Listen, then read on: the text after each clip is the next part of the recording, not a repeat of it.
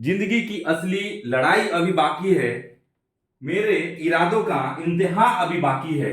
अभी तो मापी है मुट्ठी भर जमी हमने। आगे तो पूरा आसमां अभी बाकी है। आगे तो सारा आसमां अभी बाकी है। चलिए आइए दोस्तों, मैं पप्पू कुमार आपके अपने YouTube चैनल आरकेटी क्लासेस में स्वागत करता हूं। और पिछला सेशन हमारा जो था, इससे पहले जो सेशन था वो मोशन था। 9th क्लास का फिजिक्स का चैप्टर नंबर 1 था, मोशन था। और वहां पे हमने सीखा था इक्वेशन ऑफ मोशन, और उस पे कुछ प्रॉब्लम भी बनाया था, और लास्ट में ग्राफिकल मेथड से प्रूफ भी किया था। और ग्राफिकल मेथड से समझा था किस इक्वेशन को ग्राफिकल मेथड से कैसे उसको रिप्रेजेंट करेंगे, कैसे उसको समझेंगे, और उस टाइप का प्रॉब्लम आएगा ग्राफिकल से रिलेटेड तो कैसे उसको सॉल्व करेंगे। ये सब चीज हमने देखा था पिछला सेशन जो भी था। तो आज का सेशन जो है, आज का सेशन जो है, पिछला सेशन तो था मोशन से, लेकिन आज का सेशन जो है चैप्टर नंबर 2 है। और ये भी 9th क्लास का फिजिक्स का है, चैप्टर नंबर 2। और इसमें क्या है, force and laws of motion. Force and laws of motion 2 number chapter जो है। और इसमें कुछ 4-5 सब टॉपिक दिया हमने, इस पे आज हम डिस्कशन करेंगे। आज का सेशन जो है इन्हीं पे बेस्ड रहेगा। और हम देखेंगे ये 4-5 जो है हमारा टॉपिक जो है, सब टॉपिक है, ये है क्या, इसको सीखेंगे, समझेंगे। आज का इंट्रो क्लास है, तो आज कोई भी न्यूमेरिकल्स नहीं होगा।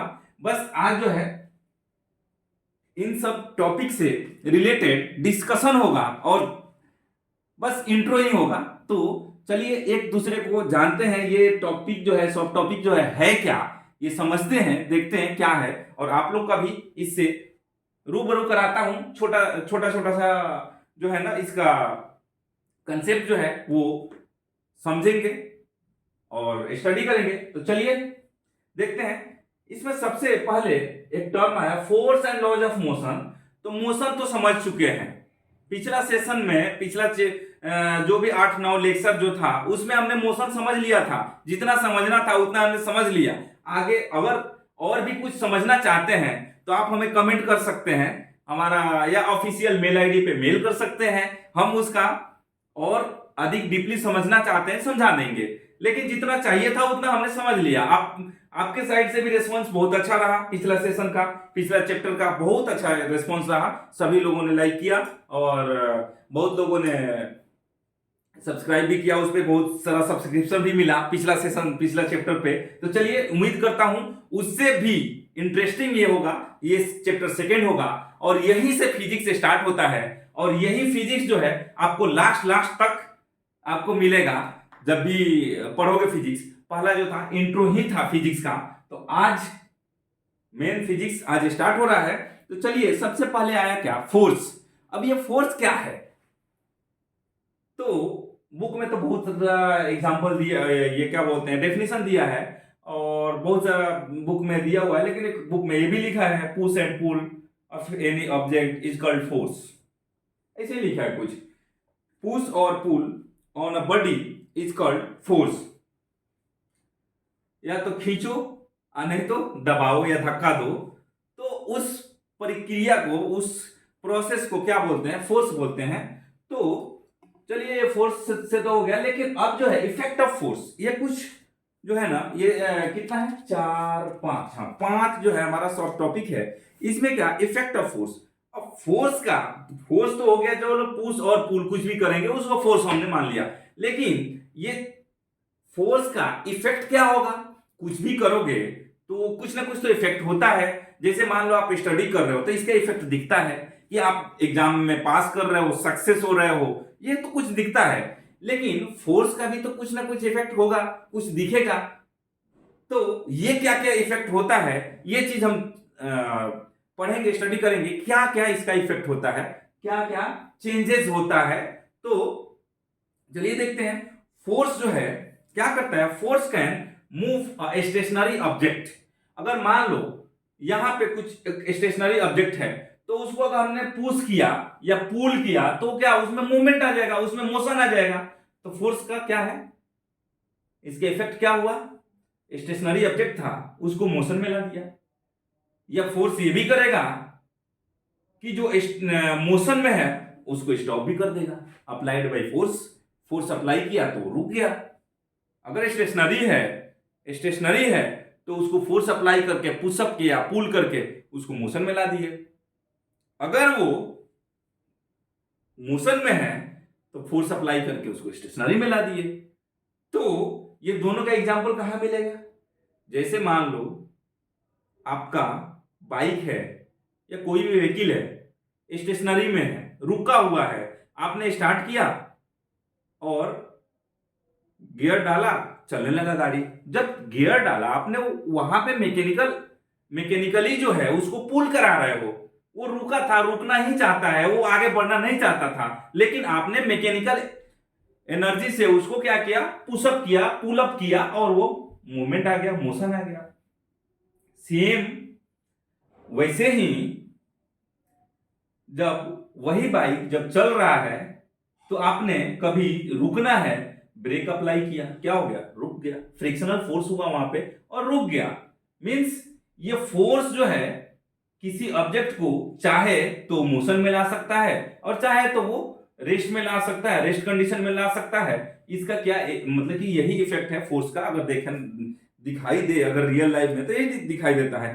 Force can change the speed, speed भी बढ़ा सकता है, स्पीड भी घटा सकता है। फोर्स जो है अगर कंटिन्यूअसली लग रहा है, एक ही अमाउंट में लग रहा है तो एक ही अमाउंट में स्पीड चल रहा है जी। अगर थोड़ा स्पीड बढ़ाना है तो थोड़ा अधिक फोर्स लगा दिए और बढ़ गया।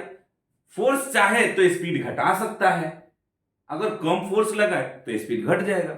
तो ये चीज है, force can change the speed and direction also. वो चाहे तो डायरेक्शन भी चेंज कर सकता है। फोर्स चाहे, अगर मान लो कोई स्ट्रेट लाइन में जा रहा है, अगर दूसरे साइड में जो स्ट्रेट लाइन में जो फोर्स जा रहा है उसके अपोजिट साइड से कोई दूसरा फोर्स लग जाए, उससे अधिक फोर्स अमाउंट ऑफ फोर्स लग जाए तो क्या होगा, डायरेक्शन चेंज हो जाएगा।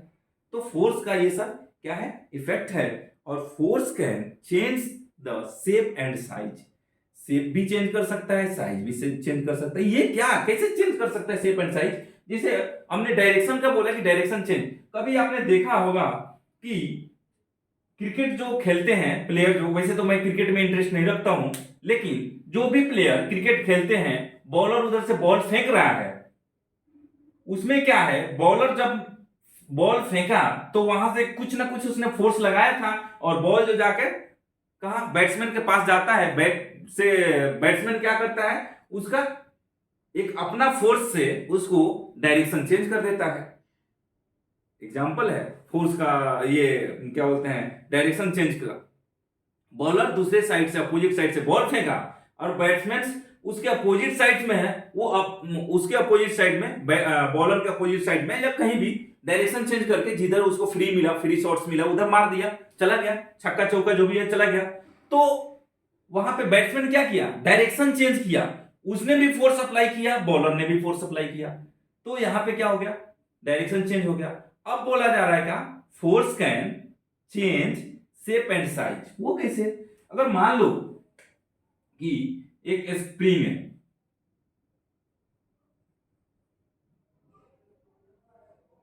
क्लियर, सपोज ये स्प्रिंग है, इसका लेंथ कुछ है, कुछ ना कुछ इसका लेंथ है, यहां से यहां तक है, ठीक है, लेंथ है इसका। अगर मान लो 10 mm है, 10 mm इसका लेंथ है, ठीक है। और इसी को जब हमने इसी को क्या किया, यहां से हमने फोर्स अप्लाई किया,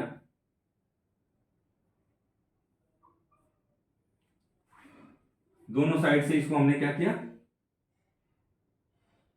इसको हमने खींच दिया दोनों साइड से, तो इसमें क्या होगा, इलंगेशन होगा। और यही जो है ना कुछ 18 mm हो गया, शायद 18 mm का हो गया, जो 10 mm जो था इसका साइज। तो अब बताओ, यहां पे साइज के साथ साथ शेप भी चेंज हो गया। शेप कैसा था, तो पहले जो था एकदम एक दूसरे से अटैच था, ये देखो एक दूसरे से, अब क्या हो गया, इलोंगेट हो गया, मींस एक दूसरे के बीच में जो है गैप अधिक हो गया। तो ये क्या हो गया, फोर्स के चलते क्या हो गया, शेप एंड साइज चेंज हो गया। तो ऐसे, और यहां पे जो फोर्स जो लग रहा है, कौन सा फोर्स लग रहा है, कमेंट करके बताइएगा आप लोग। तो दोनों साइड से अगर हम फोर्स अप्लाई कर रहे हैं, मीन्स खींच रहे हैं, पुल कर रहे हैं, पुश नहीं कर रहे हैं, तो वहां पे कौन सा फोर्स लगेगा, और 9th स्टैंडर्ड के लिए नहीं है, बाकी लोग जिनके पास भी जाएगा वो बताएंगे, कमेंट सेक्शन में जाके बताएंगे कि कौन सा फोर्स यहाँ पे लगा। और जब स्प्रिंग को दोनों साइड से पुश किया जाए तब कौन सा फोर्स लगता है, बताइएगा जरूर कमेंट करके। और हम जो है अगला टॉपिक की तरफ मूव करते हैं। अगला टॉपिक में क्या है, अगला टॉपिक जो है क्या है, बैलेंस्ड एंड अनबैलेंस्ड फोर्स। अब यहां पे अब एक और आ गया क्या कि बैलेंस फोर्स होता है, अनबैलेंस्ड फोर्स होता है। तो इसको थोड़ा अच्छा से समझेंगे कि बैलेंस फोर्स और अनबैलेंस्ड फोर्स होता क्या है। क्लियर? तो बैलेंस्ड फोर्स जो भी है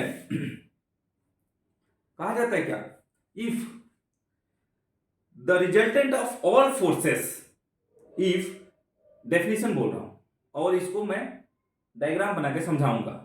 the resultant of all forces acting on a body is zero, then the force applied acting on zero, the force applied are called, the forces are called balanced force. क्या बोला, the resultant of all forces acting on a body, the resultant of all forces acting on a body is zero, the force are called balanced force। और unbalanced क्या होता है, the resultant of all forces acting on a body is not zero, the force is not zero, then the force are called unbalanced force. अब balanced force का example क्या, अगर मान लो यहां पे कुछ ब्लॉक सा रखा हुआ है, ठीक है, यहां पे कुछ ब्लॉक सा रखा हुआ है, ये ब्लॉक है और ये जो है ग्राउंड लेवल है, ये ग्राउंड लेवल है, ये क्लियर, ये ग्राउंड लेवल है। अब ये जो है 5 टन का कुछ ब्लॉक है, 5 टन, ठीक है, मैट्रिक टन, 5 मैट्रिक टन है। तो इसको अगर हम चाहें पुश करना, अगर इसको हम पुश करेंगे, अगर मान लो कि इधर से हमने इसको पुश किया, हमको इसको शिफ्ट करना है, आगे इसको बढ़ाना है, तो इस पे कौन कौन सा फोर्स लगेगा, पुश करेंगे, किसी ब्लॉक को अगर धक्का देते हैं तो उस पे कौन कौन सा फोर्स लगेगा, ये चीज हम यहां पे देखेंगे। और ये जो है ना बहुत इंपॉर्टेंट है आगे के लिए, फिजिक्स के लिए, क्योंकि आगे आपको जब एफबीडी बनाना पड़ेगा, एफबीडी जब बनाना पड़ेगा तब समझ में आएगा, क्योंकि बिना एफबीडी का आप कोई भी फोर्स से रिलेटेड प्रॉब्लम सॉल्व नहीं कर सकते हो, एफबीडी तो बनाना ही पड़ेगा। तो इसको अच्छा से समझो।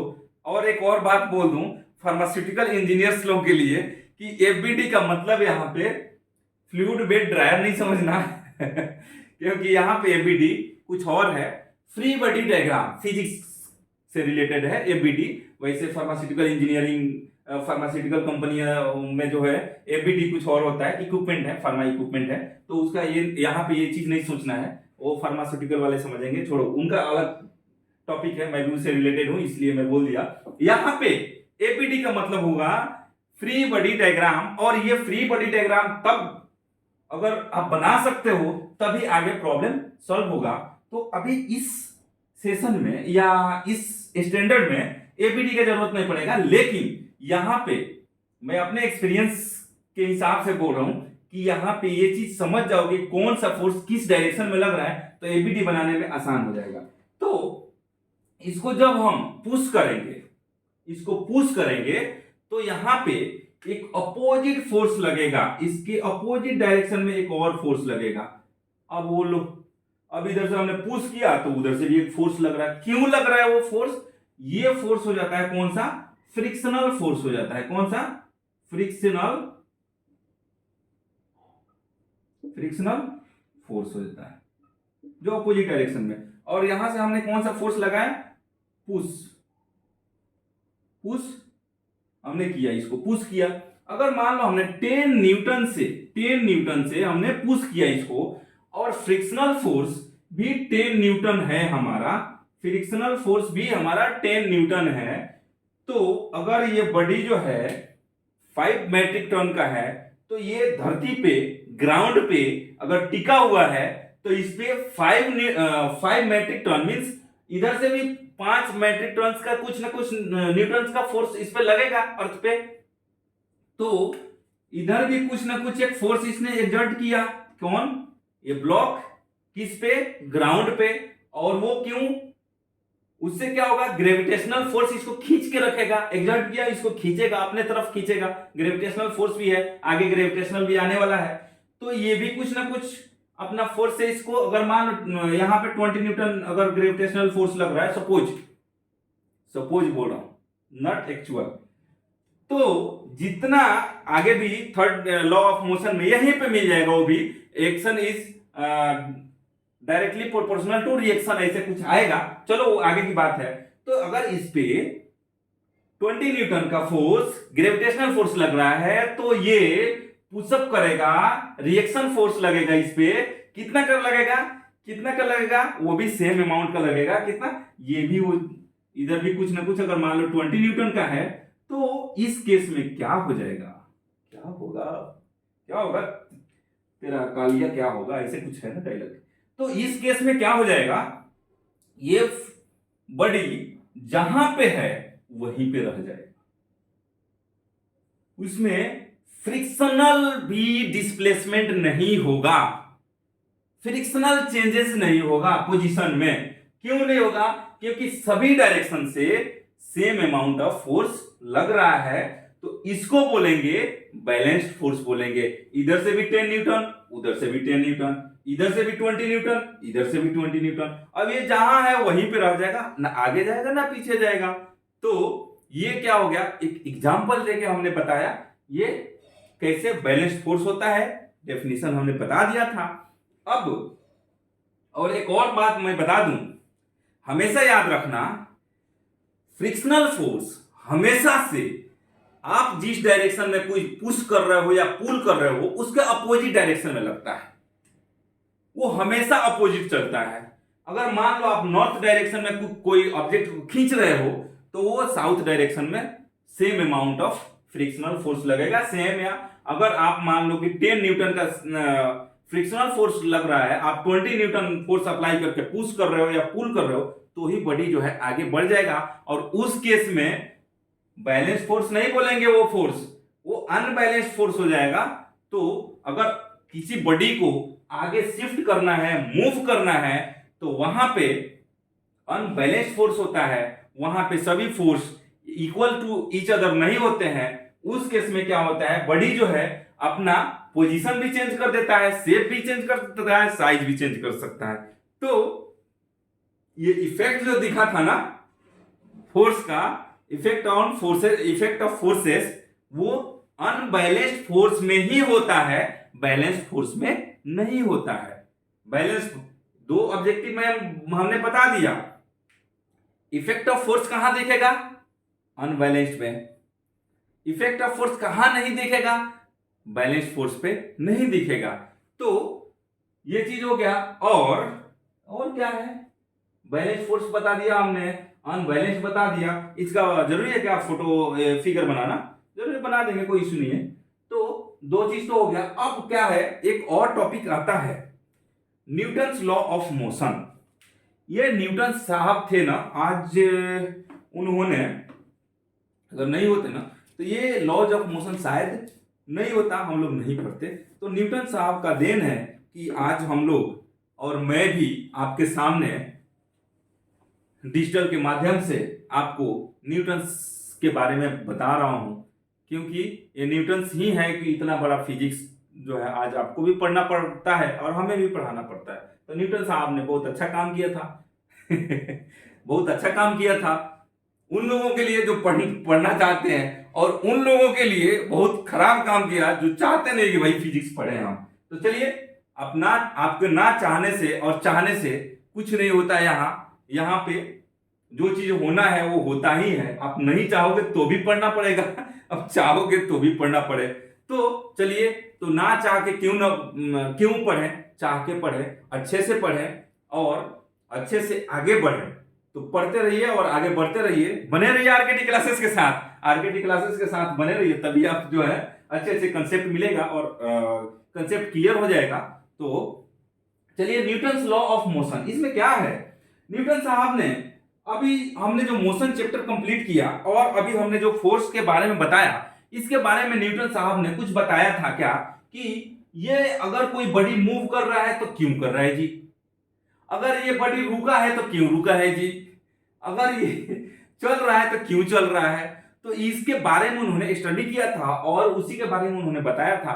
तो वही जो है उन्हीं के बताए हुए, तो उन्होंने क्या किया, 3 रूल बना दिए। कितने बनाए न्यूटन्स लॉ ऑफ मोशन, कितने, 3 है, first law, second law and third law. और सभी का अपना अपना अलग अलग फॉर्मूलाज है, सभी का अपना अपना अलग अलग काम है। तो फर्स्ट लॉ में क्या होता है, सेकेंड लॉ में क्या होता है एंड थर्ड लॉ में क्या होता है। तो बने रहिए आरकेटी क्लासेस के साथ, जानने के लिए जरूर जुड़े रहिए। और अगला सेशन जो होगा उसमें फर्स्ट लॉ भी मिलेगा, सेकेंड लॉ भी मिलेगा, थर्ड लॉ भी मिलेगा। तो सभी एक ही सेशन में नहीं होगा, अलग अलग होगा, लेकिन फर्स्ट लॉ, सेकेंड लॉ और थर्ड लॉ तीनों 3 सेशन में होगा। तो अगला जब भी सेशन होगा उसमें फर्स्ट लॉ ऑफ मोशन आएगा। अब ये फर्स्ट लॉ ऑफ मोशन में इनर्शिया है, अरे यार ये इनर्शिया क्या हो गया। और एक और बात, ये न्यूटन है, क्या है, फोर्स का न्यूटन है, कहीं कहीं डाइन भी आता है। तो बने रहिए आरकेटी क्लासेस के साथ, डाइन और न्यूटन को देखने के लिए आ जाइए और अधिक से अधिक प्रैक्टिस कीजिए। और आज का सेशन जो था हमारा इंट्रो था, फोर्स से related, force and laws of motion से रिलेटेड। तो बने रहिए आरकेटी क्लासेस के साथ और अधिक से अधिक कंसेप्ट यहाँ पे क्लियर होगा। कोई भी प्रॉब्लम होता है, कोई परेशानी होता है, हमें कमेंट सेक्शन में कमेंट करके बता सकते हैं। और इससे पिछला सेशन जो था मोशन, ये कैसा रहा, आपको वहां से कितना कंसेप्ट आपका क्लियर हुआ, ये जरूर बताइए। ये ऑफिशियल हमारा मेल आईडी भी है, मेल आईडी पे भी बता सकते हैं, और नहीं तो डायरेक्ट कमेंट कर सकते हैं। Whether your comment is negative और पॉजिटिव, इट डजंट मैटर, हम उसको सभी कमेंट्स को पढ़ते हैं, रीड करते हैं, स्वागत करते हैं। आपकी कमेंट का हमें सख्त जरूरत है, तो कमेंट करते रहिए। और चैनल को लगे आपको कि इससे बेनिफिशियल चैनल है आपके लिए, तो इस चैनल को सब्सक्राइब कीजिए, लाइक कीजिए, शेयर कीजिए, ताकि आपको अधिक से अधिक लेटेस्ट वीडियो मिलता रहे और अधिक से अधिक कंसेप्ट क्लियर होता रहे। तो बने रहिए आरकेटी क्लासेस के साथ, अधिक से अधिक प्रैक्टिस कीजिए, अधिक से अधिक प्रॉब्लम सॉल्व कीजिए। और फिर मिलते हैं नेक्स्ट सेशन में। उससे आगे एक बात बोलूंगा मैं कि पढ़ोगे नहीं तो आगे बढ़ोगे कैसे। तो आज ही आरकेटी क्लासेस ज्वाइन कीजिए और स्टडी कीजिए, अपना सफलता सुनिश्चित करें, आरकेटी क्लास के साथ जुड़े। तो चलिए फिर मिलते हैं नेक्स्ट सेशन में, तब तक के लिए मैं यही बोलूंगा, डर मुझे भी लगता था फासला देखकर, डर मुझे भी लगता था फासला देखकर, पर मैं बढ़ता गया रास्ता देखकर, पर मैं बढ़ता गया रास्ता देखकर, खुद ब खुद नजदीक आती गई, खुद ब खुद नजदीक आती गई, मेरी मंजिल मेरा हौसला देखकर, मेरी मंजिल मेरा हौसला देखकर। चलिए फिर मिलते हैं नेक्स्ट सेशन में, तब तक के लिए जय हिंद।